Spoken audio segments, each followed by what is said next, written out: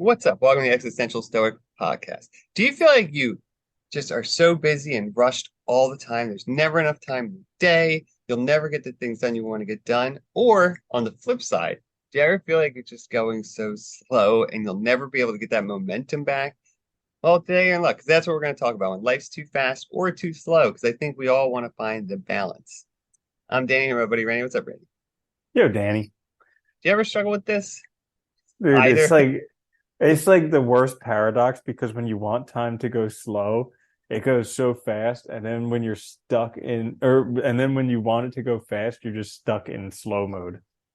Well, and it's like we've talked about this before, but it's like that the desire for momentum and the feeling that you're getting things done feels great. But it's like a lot of times when I get in that mode, I feel so rushed and like I have to do this, have to do this, have to do this. And you want it to slow down, but then you do hit a slow period and it's like you're afraid you're never going to get it back. And it's just this weird, complex structured around like the desire to achieve or something. I don't know what that, yeah, it's a mess. hmm Yeah, I can relate 100% or maybe 93%, something like that, about the momentum thing because it requires enormous effort to get it going. It's like you imagine one of those giant trains if you've ever seen one trying to get start moving, and it's Yeah. like tuka tuka tuka tuka tuka, and it's like so slow, like at an absolute crawl for minutes, and then builds up speed, and you can't stop one of them. But it's the same thing with momentum because you it requires, especially when you're not feeling good. Like I've been in situations where I had zero momentum and I was feeling terrible, and it took what felt like, enormous effort to get started. And so being afraid of losing that is yeah, definitely a Well, fear. that's the worst part too, right? It takes all this effort to do things that you normally do seemingly easily.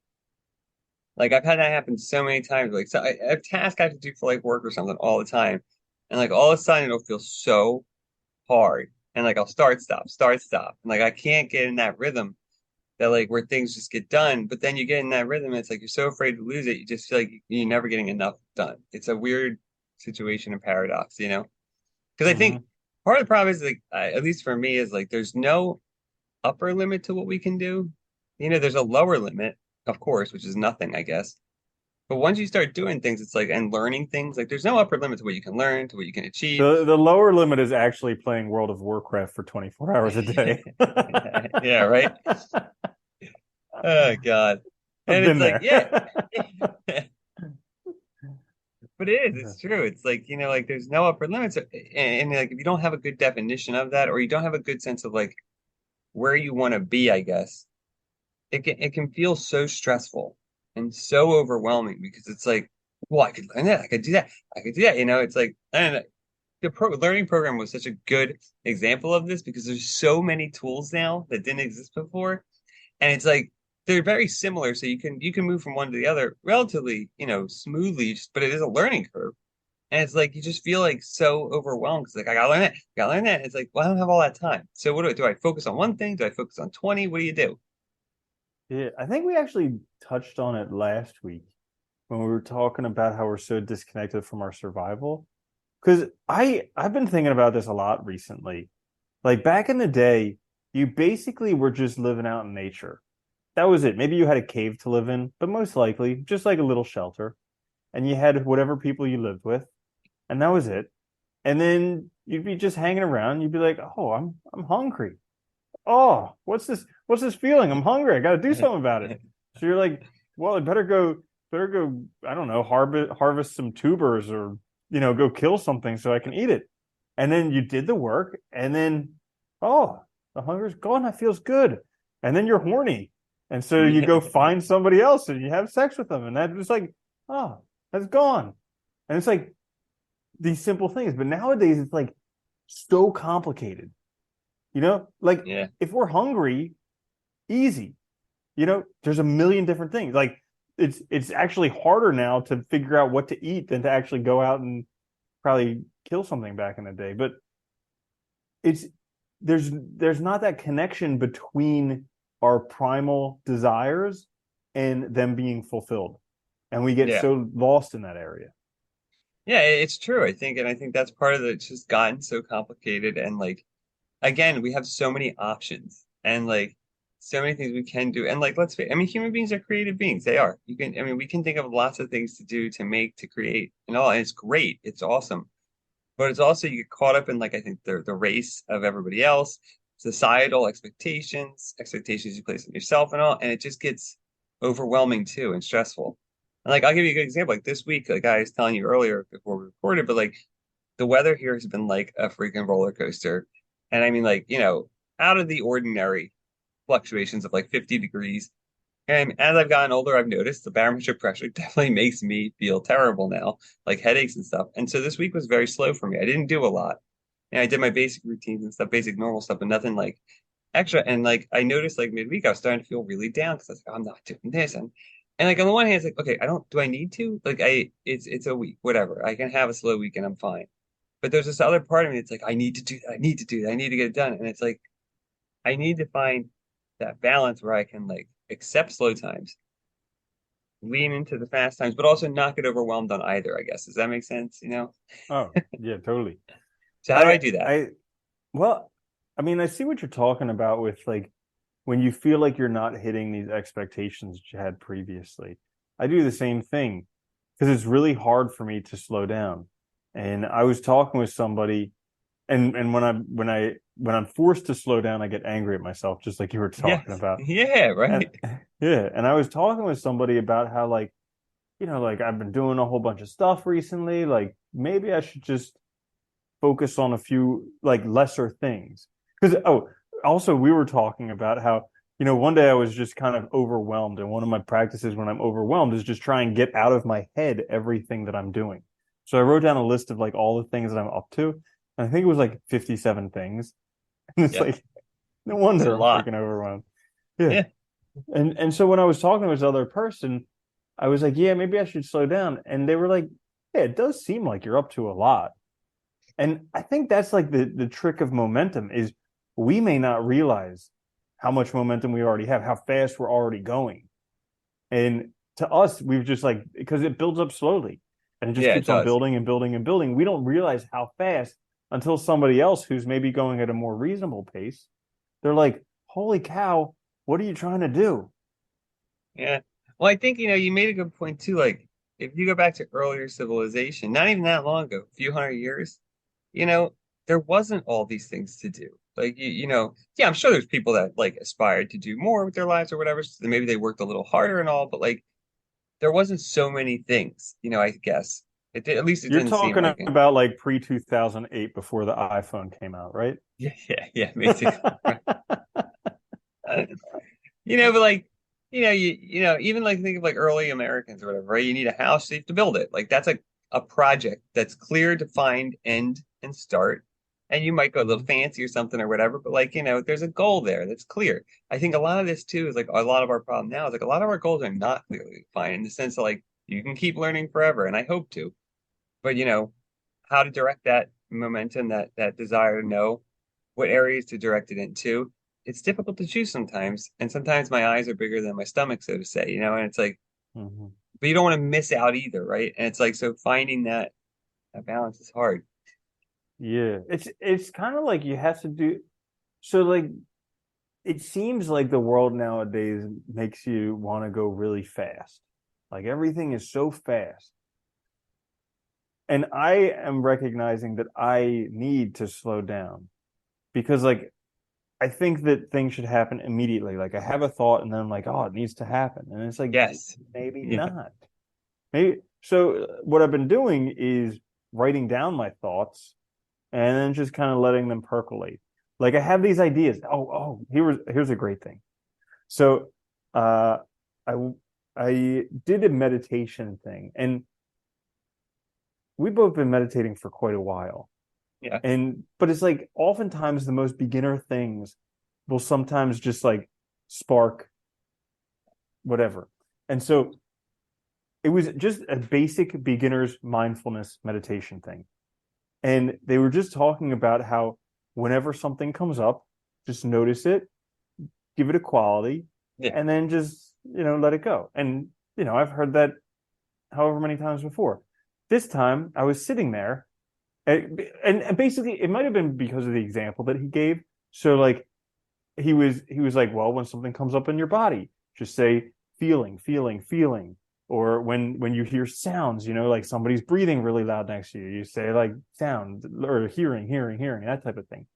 So I noticed every time something came up, it was planning, planning, planning. And so it was always me trying to solve my future because Yeah. I think I can make it something better than what is already right here, right now. And there's absolutely zero possibility that that's possible because nothing outside of right here, right now will ever exist.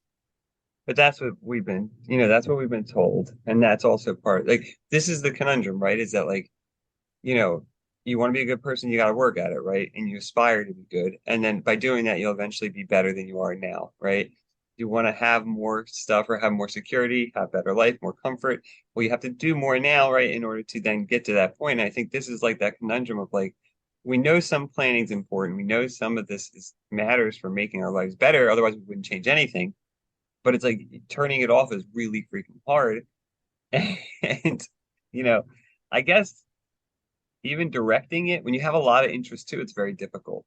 Or when you have a lot of like, when it's easy to move from one thing to the next, it's very hard too, because you just start building up all these projects and things you're doing.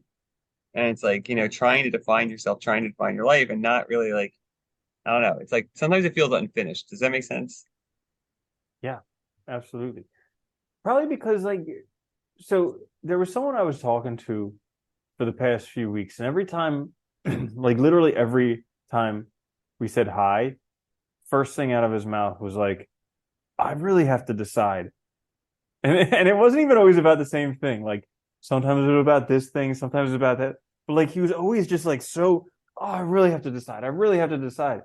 And then I just spoke with him again today, and he's like, the decision's made. And it's like, did you really have to decide? Did you have to stress about it all that time? Or Yeah. was it just going to happen today all along and you just need to be patient? It's a good example though, right? Where our imaginations, our own stresses, our own worries, like just magnify this stuff to the point of being like almost unbearable. It's funny, like I know somebody else who like, with work, they're very like I forget what you call it, like A type or whatever, like, work a ton of stuff and like they get so stressed out and feel so like so important. So and it's a good thing to have sometimes because it can help you like stay motivated and get things done, but it's also really bad too, because it means, you tend to do things all the time. You can't turn off. And you see it where the stress levels go up so high because it's like you make everything so important. It's like, is it though? Is it really that important? And I ask myself that all the time too, because I do the same thing sometimes. Like, is this really matter that much? Is this really even what I want? Is it really that big of a deal, or should I just wait for it to happen and it happens? Mm-hmm. Yeah, there was that point that you make right there. There was a part in, I think it was The Power of Positive Thinking, where he talks about a doctor giving a patient a prescription that says, go for a 2 hour walk every day, and then one day a week for half a day, go sit in a cemetery. And the guy's like, well, I don't have the time to do that. I'm so busy. I got this whole business I'm in charge of. And he's like, yeah, you need to go spend a half day every week in a cemetery so you can see all these other guys who thought they were just as busy as you, who thought the world rested on their shoulders, and you Yeah. can go see where they are right now. And how little it matters in the end, right? That's the other conundrum too, which is like, at the end of the day, none of it matters. Whatever you achieve that you don't bring with you doesn't matter. Whatever name you think you're making for yourself doesn't matter because it may or may not even, you might not even notice it and something happens and your name gets right, like, and you won't know it anyway. It doesn't matter. But we put so much weight into it. I hear so many people talk about now, like leaving a legacy. And it's like, to what? To who? How do you even know you're going to do it? You can't control that. It Mm-hmm. happens or it doesn't, but it has no bearing on what you do necessarily. That's like letting externals dictate your life, right? And your choices. Yeah. And even a legacy gets lost. Like Marcus Aurelius, I was listening to meditations today. He was talking about that exact thing. He's like, pretty much most people, when they breathe their last breath, they're gone. Like Yeah. gone, gone. Even if you did something that like lit a spark, even if you're a Zuckerberg or a Musk or a Marcus Aurelius, still gone eventually. Yeah. And there'll be another one. That's the other problem. Like people don't realize this either. Like, there's rare exceptions, but even then they don't know they're gone. They're gone still. It doesn't matter. It's like what is this desire? And I think, it was I think part of it is that desire to be immortal, to be remembered forever, to be thought of forever, to have some aspect of ourselves continue. There is that drive for a lot of people, and it's very difficult to, figure it out and how to and like you said too, we don't know the future, so the planning part gets tricky too, because you can plan forever and never plan for the right thing. You don't know what's going Hmm. to happen, or you don't know what shifts are going to happen in the world that, are going to make those plans irrelevant. Yeah. Yep. Yeah, it's so tricky. Worrying about the future, having anxiety around that. It's Oh just God, like this loss of control. A bunch of control freaks nowadays that we want are. instant shipping. Well, that's the problem, right? We want everything right now, and we want to be in control of everything right now. It is funny. I know you feel too. Dude, It's like, yeah, go ahead. I was just thinking, like, imagine taking somebody from now, 2023, and like dropping them back in 1990, when like you had beepers or whatever, maybe, you know, Maybe, yeah, they would lose their mind. You had like a tape deck. And yeah. They'd be like, things they'd be move like, so slow. I know, what am I supposed to do? If it reminds me of freaking Bill and Ted's Excellent Adventure. Like Yeah. you would just be like, what are we doing here? You remember, like people you had to rewind your VHS tape, or that they charged you money because they had to rewind. Yeah, man. I was But remembering that the other day. That was crazy. yeah, it's instant access though, man. And I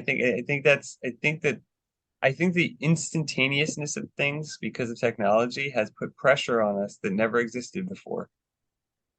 I mean, it still existed in the sense that, like, yes, I remember being young and being in school and stuff and still like thinking, like, I gotta do this, gotta do that. But there's a different level of stress to it than I think now, because there's this instantaneous now, and we see so many examples of instantaneous success, and or what seems like, whether it is or isn't, it's debatable, but and Mhm. arguably probably not. I think this it makes it very hard. Yeah. I had over this past week, I had some time to think, and I was actually I think my perception of time changed this past week to where like I realized the Renaissance was what, like the 1500s or something like that. Yeah. And I was like, that's only 500 years ago. Like it seemed so long ago before, but then I was like, that's only 500 years ago. And like, yeah, I saw something the other day watching something. It was like it's talking about the Civil War. It was like almost like 140 years ago yeah, in the U.S. 1860 or something like that. I don't know. Yeah, it wasn't that Yeah. long ago. Whatever it was not that long ago. And in my head, I was like, man, I always thought of that as being like, first of all, I always thought of it being history so long ago that in reality probably was before this country even started. So like my sense of time is so messed up, but like, it's just funny because it's like you think of these things as being so far in the past, but it's like it's been like a few generations or a handful of generations, which is not Hmm. that long. Yeah. It's nuts. Yeah. Especially when you compare it with like the how long the universe could go on.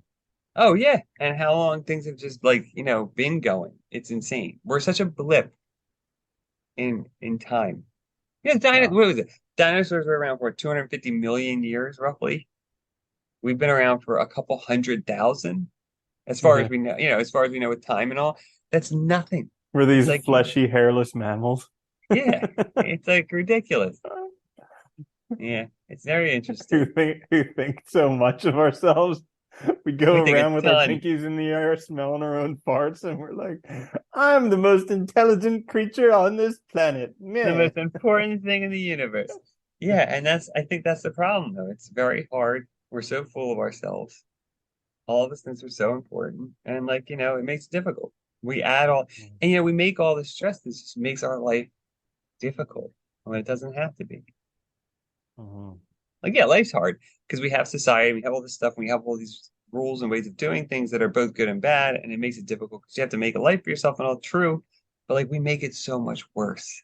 Our worry, our stress, our anxiety, our and like and like the rushing and the momentum thing, it also forces you not to do lots of stuff that might be beneficial, like seeing people, hanging out with friends, and doing things that you value that aren't in that path of whatever you're viewing as success, or that are Yeah. because you're forgetting that I think all these other things are success. Like having a well-rounded life, having lots of things that are meaningful to you, you know? It is very Hmm. hard. Yeah. So another I guess rabbit hole that I went down this week was it kind of developed from that whole like seeing my thoughts as just being planning, trying to get somewhere other than where I am. And something that I heard that was just like bring your mind back to where your hands are. So connecting your mind and your body. Hmm. And something that I heard a while back, I think it was like some monks or something saying that the best thing that you can possibly do on this earth in your life is to become enlightened and help other people do the same. Like that's the greatest contribution that you can make. And it's like, how could that possibly be the greatest contribution? That What, sit in a monetary or a monastery my whole life and become enlightened? How is that going to help the world?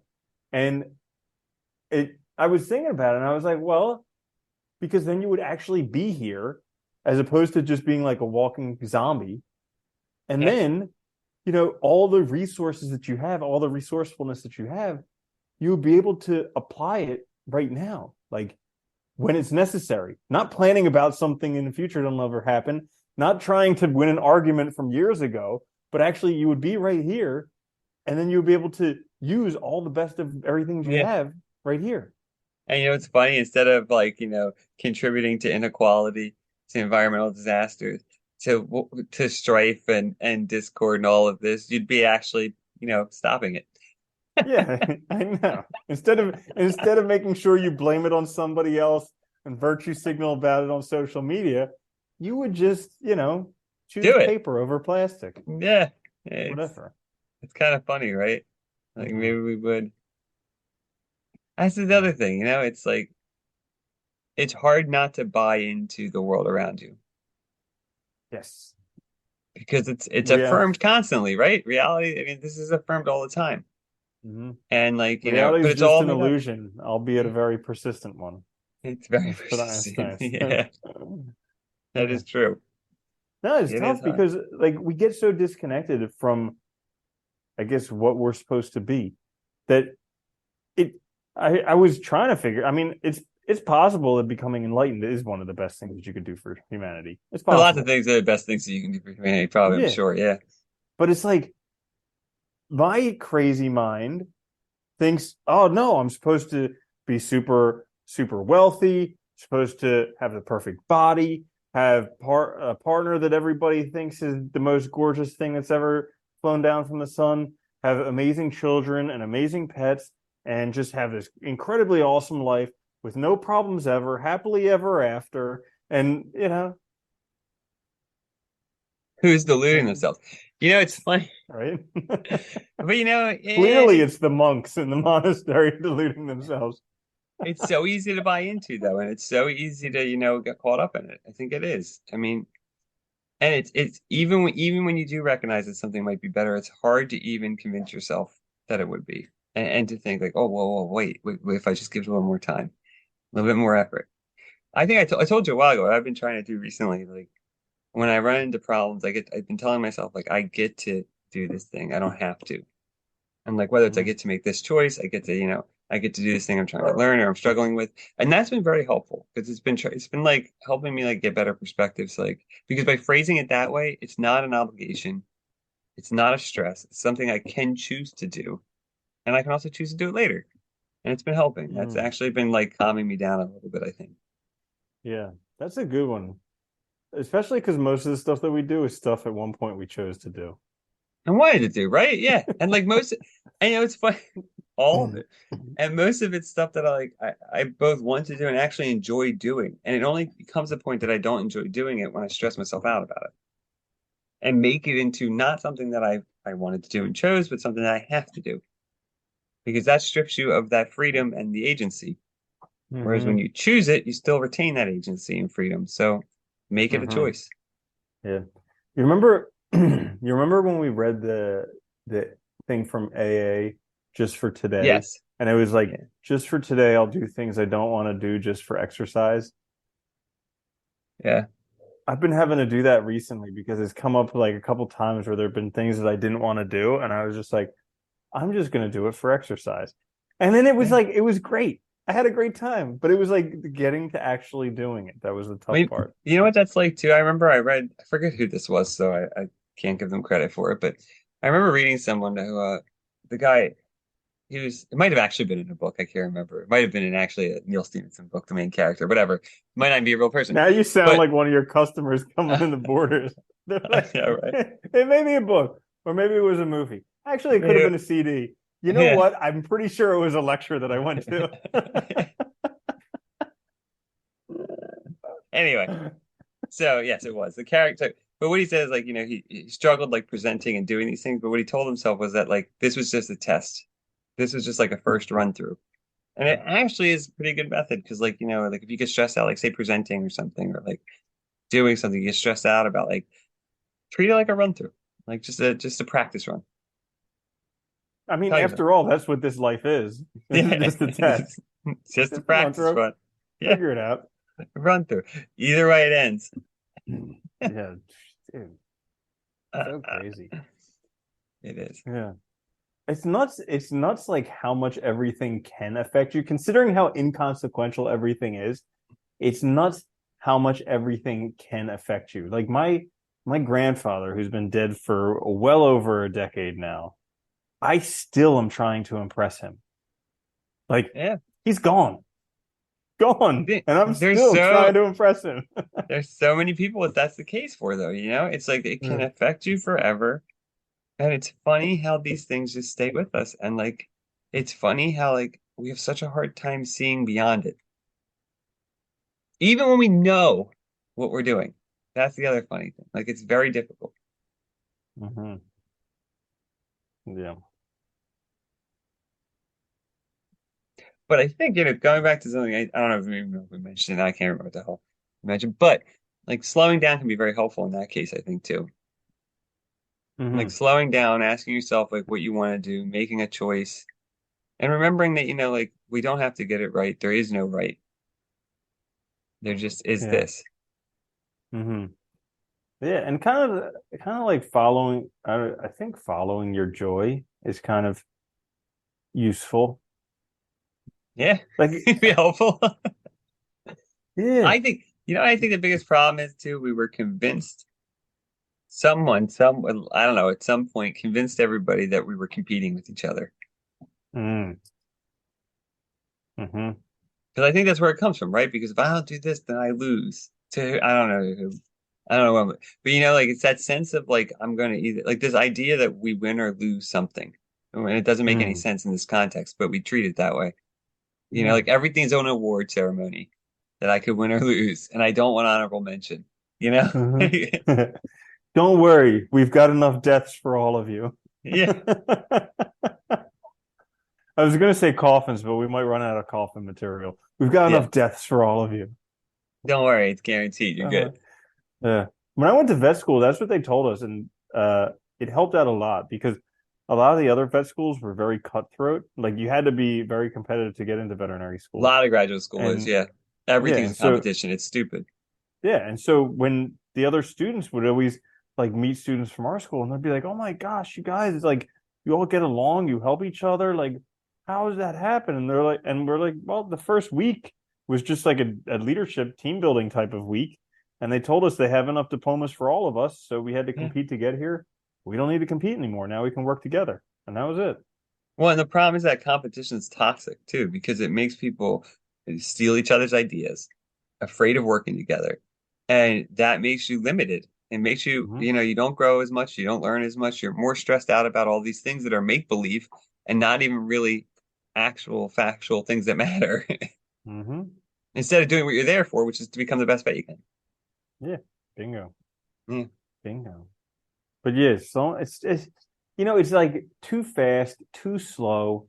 Reminds me of Goldilocks. Like this bed's too hard, this one's too or what was it? Porridge? This porridge is too Porridge, it was hot, too porridge. cold. But then she gets Yeah. eaten anyway at the end, doesn't she? Yeah. I have no idea. It's been a long time since I've I read don't that know. one. I don't remember it either. But yeah, it's kind of like you gotta strike the golden mean. Can't be too slow, can't be too fast, has to be somewhere in the middle, and it's never gonna stay good forever. It's gonna have its ups, its downs, it's over, it's out. I was reading something somewhere, and they're like, there was this saying that I thought was great. It was days of honey, days of onion. It's just like, yeah, that's pretty much it. We Days know, of honey, days of onions. yeah.